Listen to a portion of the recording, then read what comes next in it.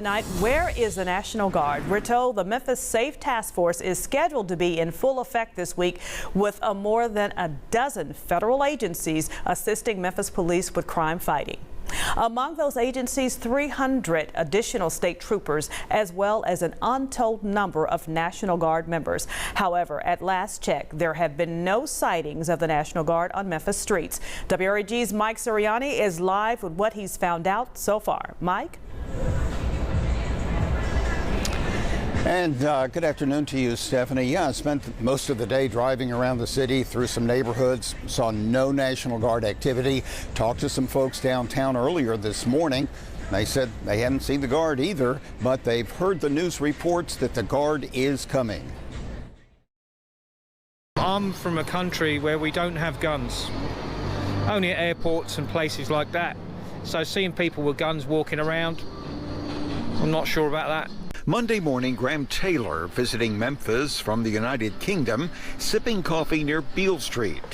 Big Elvis fan, so on the bucket list is to go to Graceland, which is tomorrow. Businesses on Beale just opening their doors, delivery trucks rumbling, but no sign of the National Guard. Taylor a little surprised as well after hearing overseas the Guard would be here as soon as Monday. Well, I've seen it in the UK news that the National Guard is coming to Memphis. I think I see something about them going to Portland, but I don't know what that means. Does it mean 20 people, 100 people, 200 people? What does it mean? Valerie and Roy Magid from Phoenix, Arizona, not sure what to expect on their visit to Memphis.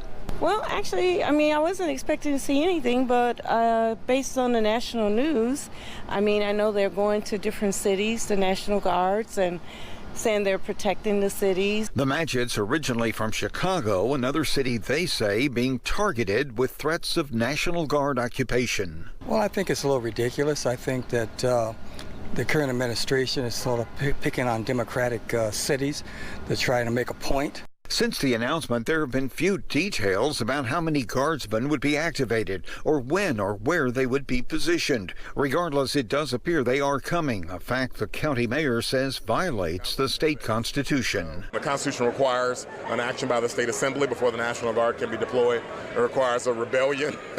And so none of those things have taken place. And so we're trying to figure out how legally any of it is happening.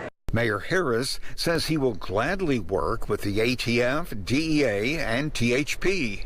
But the National Guard is just against the Tennessee Constitution.